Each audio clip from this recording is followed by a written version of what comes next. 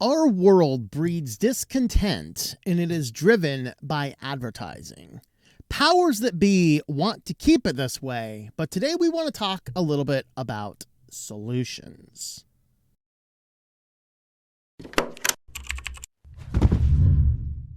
Thanks for checking out this video by Switched2Linux, where we talk about taking back control over your life. We talk about Linux, we talk about free and open source software and other things related to this field. And today we want to get a little bit esoteric, talking about advertisements and companies and commerce and solutions to these things, what we need to have. If you like this type of content, please feel free to subscribe to the channel, leave us a like and a comment down below. And today we do want to talk a little bit about this idea of discontentment. And I talked about this briefly on some of the news programs the other day, but I really wanted to dive a little bit deeper. And a lot of this was driven by an article from It's Foss last week. And this article says, YouTube doesn't want you to use a media server at home. What is YouTube up to? So this has to do with a YouTuber, Jeff Geerling. And I've never heard of Jeff Geerling, but hey, he's doing tutorials about using Jellyfin. So maybe you should check him out. So, but he had a video up for 2 years about Jellyfin. And all of a sudden, one day, he wakes up and receives a community strike. I kind of relate. Of course, I've had several community strikes talking about perfectly full legal things to do with my good buddy Cody. And to the point where I've taken down most of my videos on YouTube about the subject. You can still find it on Rumble and Odyssey and BitChute and things like that.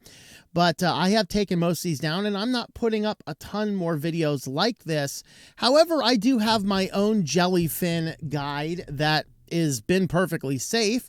You can go right on over to the website on switchedtolinux.com, have a look over at tutorials, and we talk about the full comprehensive setup. We're talking about how to use the server setup. This one is a cloud-based system, which means that you can tap into it with the apps. You can listen to your music and whatever else anywhere that you want to go. And of course, I have on my website, I have the video linked from Odyssey in case the tubies take stuff down. But I've had my own tutorials about it, which this is about 2 years ago. In fact, hey, it is almost exactly 2 years ago. Look at that, October 14th. That's about the time I wrote this. And it ended up, I'm recording this in October of 2024. So I might be in good company here. Who knows why in the world? Now, the good news of this is that Jeff reached out and complained about it and had his video restored. Now, I did actually lose 2 videos taken down on the K-Word application, which were perfectly fine, completely legal tutorials on how to use different aspects of the software. I did have a third one struck that was restored. And that one I didn't even know. They struck it, but then they restored it before I even noticed it. I received the email and it was quite puzzling when I looked at the video and there were no restrictions on it. So I've had a total of 3 videos struck on this exact same topic. This is why I put the emphasis on the other channels as well. Now, the fact of the matter is my Jellyfin video is fine, but it's 2 years old, and who's to say I might not get a strike on that down the road? Why are these types of videos being flagged? In my opinion, it is probably because they are giving us options to get the eyes off of the advertising. And that is really the thing that is driving our world right now, is this massive amount of advertising. And the fact of the matter is that the advertising is designed specifically to breed discontent. You see, I want to see advertising that is centered around contextual based on what we're doing. If I'm reading an article about headphones, give me an ad for headphones. Clearly, I'm interested in headphones, or I wouldn't be reading it. I don't mind advertising like that. But this current model of advertising, where they're collecting as much data as possible about every single person and then stalking you around the internet, feeding you ads that their algorithm suggests you might like, I think is creepy at best and completely inappropriate at worst. And this is why I think, hey, we need a whole ad-free life campaign going on. I don't know. Maybe I should change the channel to switch to ad-free life or something. I don't know, because honestly, I don't see a lot of ads, almost none. In fact, it's kind of shocking. Most ads I see is when I go inside the house here and they're watching a football game or something. But even that, it's not frequent. I watch movies on my own server for the most part. I'm running blockers for very good reasons.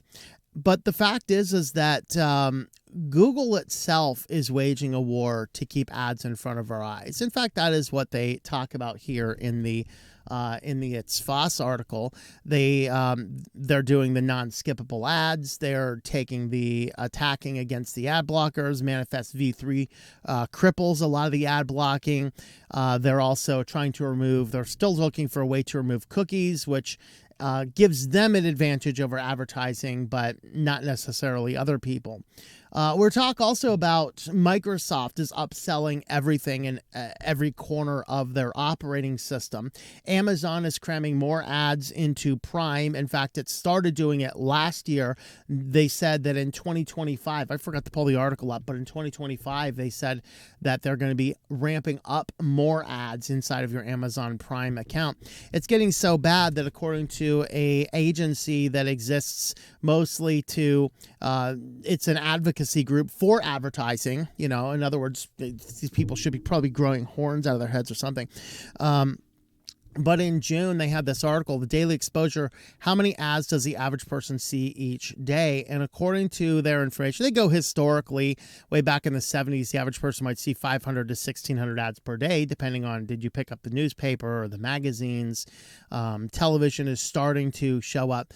But right now, they're saying that we see on average of 4,000 to 10,000 advertisements per day.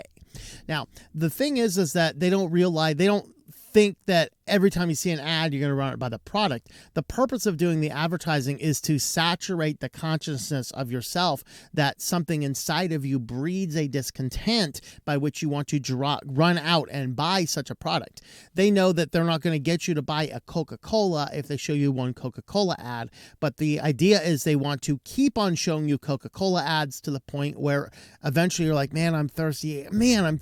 I could really go for a Coke right now. That's what their objective is. It's just to completely saturate everything so that you have this discontentment inside of your soul that seeks you to drive this. Now, what I want to talk about here is we have, in many ways, too much commerce. Now, at the risk of sounding like a socialist or a communist, and I am not, I am a free enterprise capitalist. The problem is we do not live in a free enterprise society right now. We live in an oligarchy or a corporatocracy. One of those two, some merging in between, in which case we have massive amounts of big business, which drives all elements. Look at the fact that internet providers, way back when internet started, I got my very first internet service by going to a local service in the city I lived in, signed up to them. I paid my bill to that local organization, and for that I got to get into the internet. And then I moved into a town where they had their own community-run internet, which that one was eventually bought out by one of the big ones. I know, I managed their website for a period of time. And then they were bought out by a big corporate, and there went my client, I've lost 3 or 4 clients to big mergers. And I don't manage as nearly as many websites as some agencies do. I've lost a lot to mergers. But the problem is that we have massive big business to the point where right now the only options we have for internet in most places is a big company. You're going with Comcast. You're going with Time Warner. Fortunately, we're starting to see some more competition coming in the form of fiber. And as fiber starts rolling in, we're starting to actually see competitive prices again, which is why we need competition. But there's, in many ways, too much red tape as far as how many businesses are out there. In fact, if you haven't seen this one here, there are, this is from Capital One, there are 11 companies that control almost everything you buy. So you look at this giant list of brands, and you're probably familiar with some of these brands. There's Hot Pockets, Lean Pockets, DiGiorgio's, Libby's. There's just, you're familiar with these. Well, the problem is a lot of these companies started out with a good product, but then through a series of mergers and acquisitions, this is down to only 11 companies control all of these. So PepsiCo owns all of these, and Kellogg's owns all of these, and Mars owns all of these. So you can see that there is this conglomerate where there are almost no independent brands anymore. The closest we can find is maybe the milk at your local grocery store, because many of them are sourcing themselves into from the local farms. But even that is going away, as the farmer that I bought my milk with when I had my apartment here in town, the farmer, the big co-op came in and bought them all out and corporatized that. And they said, well, in order for us to continue to buy your milk, you have to widen your driveway so our big truck can get in. He's like, I'm not widening my driveway. He looked at diversifying in other ways, and frankly, they're very successful still. One of the best places to get raw milk, but they also have eggs and beef and cheese and a bunch of other things as well. They were able to survive, but most other places were taken over, to the point where we were starting to see some global, national, if not global, milk chains, Fairlife being one of those, which is right up here under Coca-Cola. If you buy Fairlife milk, which I'd highly recommend you don't do, this is a Coca-Cola owned company. Of course, what Fairlife milk does is they just do this massive corporate farming, and then they want to scientifically engineer the perfect milk by separating into the components, taking out the part they allege is bad, and then merging everything back together for this massive shelf life stable thing that can sit in your refrigerator for like a month. That is not milk. That is scary. Okay. But we see this proliferation of all of these big companies. And it gets even worse when all of the big companies are, of course, the media companies, which are all still trying to say, oh, we're all independent, like this one here. If you're familiar with this one, you may or may not have seen this clip, but it's quite terrifying. This comes from the channel Shoot Me Dead. And this is a 6-year-old video, very, very viral video, though. Extremely proud of the quality, balanced journalism that CBS 4 News produces. But we are concerned about the trouble and irresponsible, one-sided news stories plaguing our country. The sharing of biased and false news has become all too common on social media. More alarming, some media outlets publish these same fake stories without checking facts first. The sharing of biased and false news has become all too common on social media. More alarming, some media outlets publish these stories simply aren't true without checking facts first. Unfortunately, some members of the media use their platforms to push their own personal bias and agenda to control exactly what people think. And that is the result of this type of thing. We have lockstep with a single goal: to breed in you the thoughts that it wants you to have. Today, we're not talking about political views as they're discussing in this particular video here, especially comical, being that they're talking about not checking the facts of the story and taking great pride in our local journalism as they vomit out the same exact stuff. Of course, this just happened. This was about 2 weeks ago. You can look this up and pull the facts in. Some people are saying it's more of a political thing, but George Soros just bypassed an FCC wait period to purchase something like 200 local channels in the United States. Of course, he is a politically controversial figure. We're not going to get into all of the elements of that. But the point is that all of these big companies merge in with one big goal, and that is to get you to do the things they want you to do. And so as we are looking at these various options, they're seeking to breed content by having entirely too much commerce. We have fewer, what we need ultimately is fewer massive companies and more smaller businesses where the owners of those businesses are content with a lower level lifestyle. I'm not saying, again, I want socialism or communism. I'm not saying that we need a world where your average small business owner has nothing, but the reality is your average small small business owner who's successful makes a very, very good and comfortable lifestyle without having excessive much, whereas your big corporates have these C-suite executives making millions upon millions upon millions of dollars while constantly driving up the costs. Now, of course, a fight against this type of thing can damage our stocks, but it also might greatly reduce our own personal cost of living.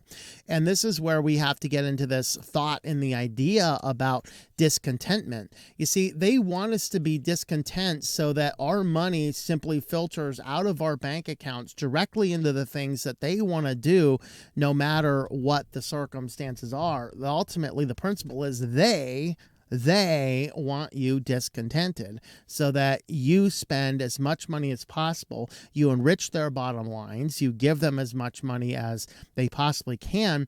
And the challenge that I have isn't that I don't think that free enterprise should make wealthy people. I do. I completely am not into socialist or Marxist or communist viewpoints, but there's a point in time when too few companies own too much, and the people of those top of those companies are making obscene amounts of money.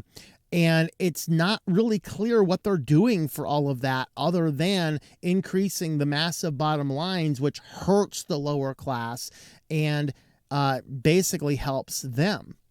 Now, is this, rather than fighting on politics and all this kind of stuff, the best solution we have, the solution I want to talk about, is to just see less ads, set your life up to have less discontent. Find contentment in all things. That is really the goal of happiness. I greatly enjoy a life where I'm not perpetually bombarded by the desire to go out and spend money on a bunch of things.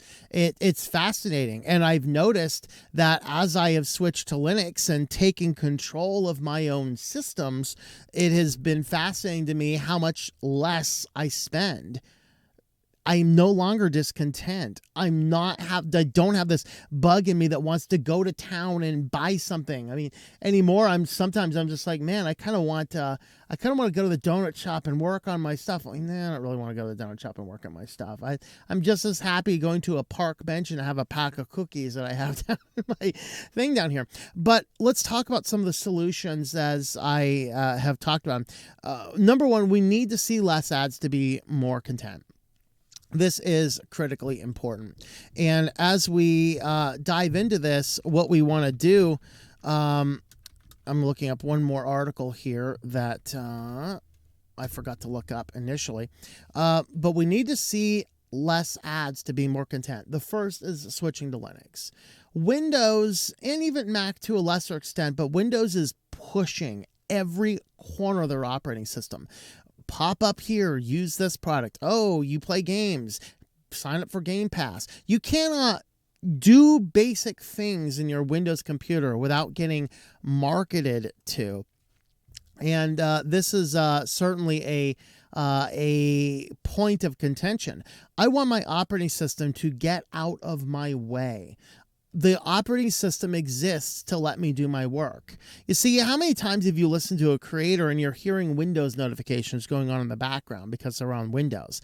I turn this computer on and I have this setup here that I am recording this video. I got a dual monitor setup going on over here. I'm monitoring what's going on the one screen. I have things going on the other screen.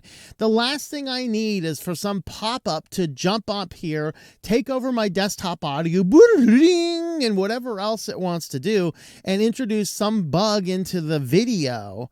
I want my operating system to stay out of my way. That's the objective. Switching to Linux will help with that. Now, if you cannot switch to Linux on every aspect of your life, that is perfectly fine.